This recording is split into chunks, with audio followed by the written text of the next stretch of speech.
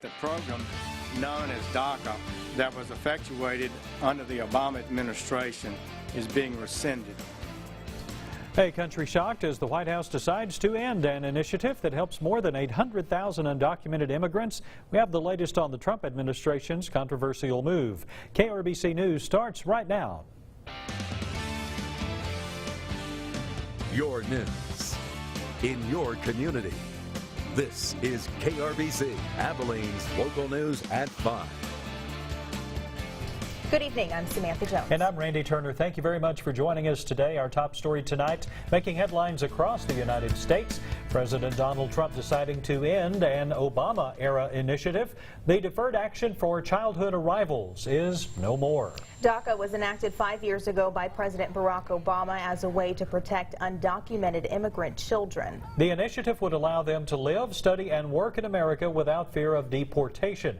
And it was helping around 800,000 people. But today it has been rescinded, and we're now looking at how lawmakers are handling the decision and what immigration laws could look like going forward. KRBC Capitol correspondent Mark Meredith has a closer look at the mixed reactions to this controversial decision.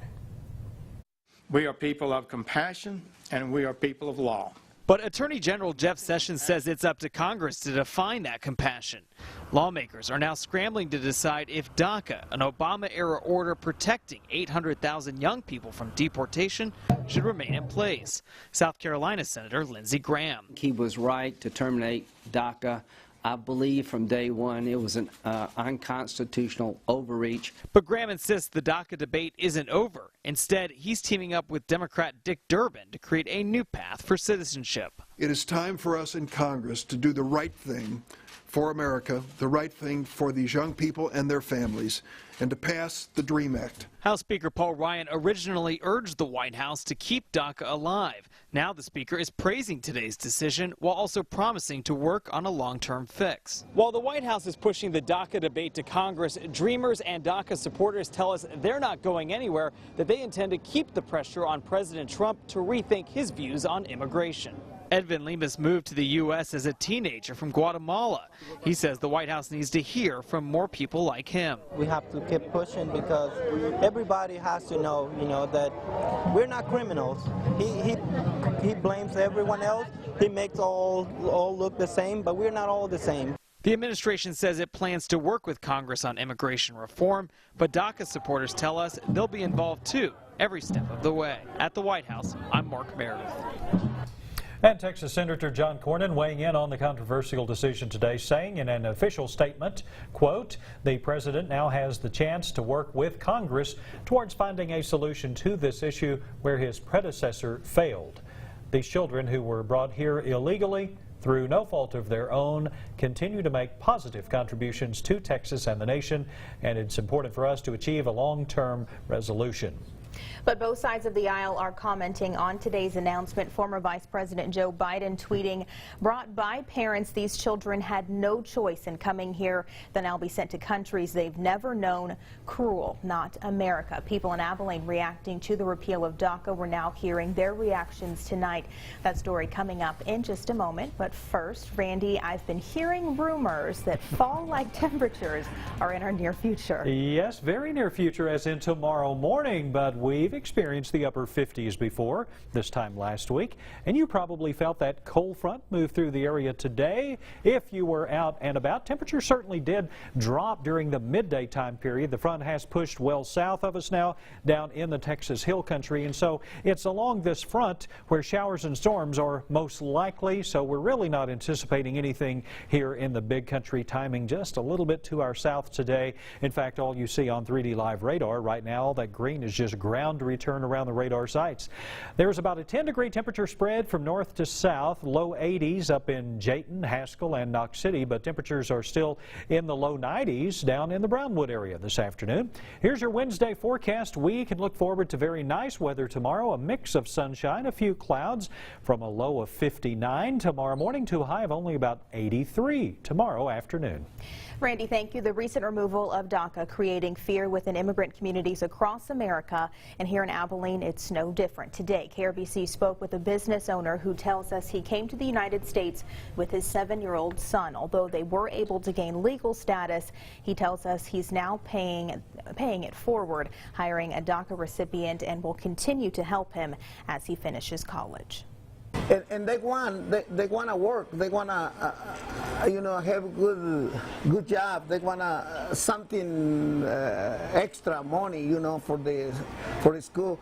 And I feel great. I'm proud to help, my community or my race, my people. Hernandez hopes Congress will come together and pass a comprehensive immigration act. We have new information coming into the newsroom today. According to court documents, one of the 3 suspects charged with the murder of an Abilene teen says the group went to rob the victim of marijuana before one of them fired a shot, claiming his life. Jamon West, Deaudrey Height Ely, and Jarrell Mathis were all taken into custody, charged with murder and aggravated robbery the day after Bronson Boyles was shot and killed. During Height Ely's interview with police, he said multiple times that West shot Bronson. This information confirms previous witness testimony. Height Ely says he told the group, "Never mind," and that's when West and Boyles started scuffling, and then West shot him. In addition, shoes Height Ely admitted to wearing during the altercation with Boyles tested positive for blood. All 3 suspects are currently being held in the Taylor County Jail on bonds totaling at least $700,000. And continuing today's crime headlines, around 10:30 this morning, an armed robber stole pain medication from an Abilene pharmacy, according to the happening at the Walgreens on the 900 block of North Willis Street. The robber entered the store, pulled a gun, and demanded the medication. According to police, the suspect then fled on a bicycle. No suspects have been identified in connection to this crime. We turn now to the latest information on North Korea. Today, one of the country's top diplomats sending a strongly worded message to the United States, saying the communist country is ready to send, quote, more gift packages to the United States. And this response following U.S. Ambassador Nikki Haley's urgent message to the UN Security Council, asking them to adopt the strongest sanction measures possible against the country. His abusive use of missiles and his nuclear threats show that he is begging for war. War is never something the United States wants. We don't want it now. But our country's patience is not unlimited. We will defend our allies and our territory. North Korea responding to this, saying sanctions will never work and the country will never be willing to negotiate its nuclear program. The recent self-defensive measures by my country, DPRK, are gift package addressed to none other than the U.S. The U.S. will receive more gift packages from my country as long as it relies on reckless provocations and futile attempt to put pressure on the DPRK. The ambassador went on to say North Korea will never, under any circumstance, put its nuclear deterrence on the negotiation table. And NBC is kicking off a big project to bring desperately needed items to the victims of Hurricane Harvey. This week, we're crossing the country collecting donations, partnering with the United Way. Well, the response has already been incredible as people all over the country are wanting to help, and there's a way to donate right now wherever you are. NBC's Jeff Rosen has more as we continue our Harvey aftermath coverage. Today, more than a week after Harvey hit, the emergency shifts from a rescue effort to a rebuilding effort, and it's massive. Officials calling it one of the largest humanitarian efforts in U.S. history. More than 34,000 people still in shelters today, as many as 40,000 homes destroyed. And we're meeting so many people across the country who want to help. Hi there. Jeff Rosen from NBC's Today Show. How you doing? In New Jersey, I went door to door. What are you taking, canned goods? Canned goods would be great. Come on in. This woman emptying her cabinets. Is that the kind of stuff you're looking for? This is fantastic. We have canned tuna here, soup. This is all stuff the charities say they need. This is so sweet of you. You know, everybody wants to do something, but we don't know what to do. I can't just put a case of water in the mailbox. That's why we're here to help you deliver this. Good. I'm glad. I wanted to do something. Do you want more stuff? I got more stuff. Let's do it. Just down the street, I meet another generous homeowner. Would you take blankets? I was going to send blankets, actually. We'll take blankets. And she doesn't stop there. This is great. Paper towels, toilet paper. Every little bit helps. Thanks for giving me the opportunity. Hi. In fact, every single person we meet gives. Right here, we got a whole Big bag. Oh, wow. bag for you here. Thank you so much. Our pleasure. This man heard we were in town and made a special trip to the store. Well, here's the water, Great. and then I've got a bunch of toilet paper too. This is very I helpful. know it's going to the right place. Thank you very much for giving. You're welcome. Now you can give too, right from your own home, no matter where you live. The American Red Cross just set up a wish list on Amazon. How do you do it? Go to Amazon.com/Red Cross and click See the List. If you want to send food to the victims, for example, add the items to your cart and go to the checkout. Then click on the American Red Cross shipping address to make sure it gets to the people who need it. Place your order and you're done. It always feels great to give. Tragedy sometimes bring people together, and sad enough to say, you know, we're being pulled together now.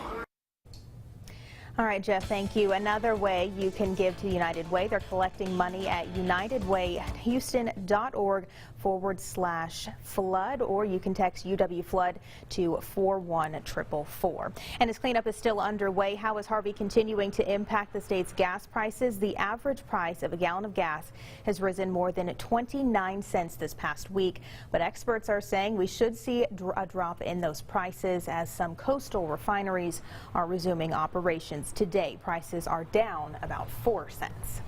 All new tonight at 5, Abilene ISD students are starting their new academic school year with a change they may not be too excited about: longer school days. This past February, the school board voted to lengthen the school days by 25 minutes after lawmakers in Austin passed a bill shifting school year length requirements to minutes instead of days, eliminating makeup days, giving teachers and students more time in the classroom.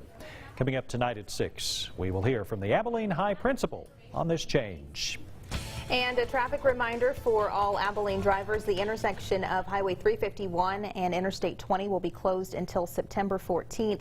Contractors will be working underneath the I-20 bridge.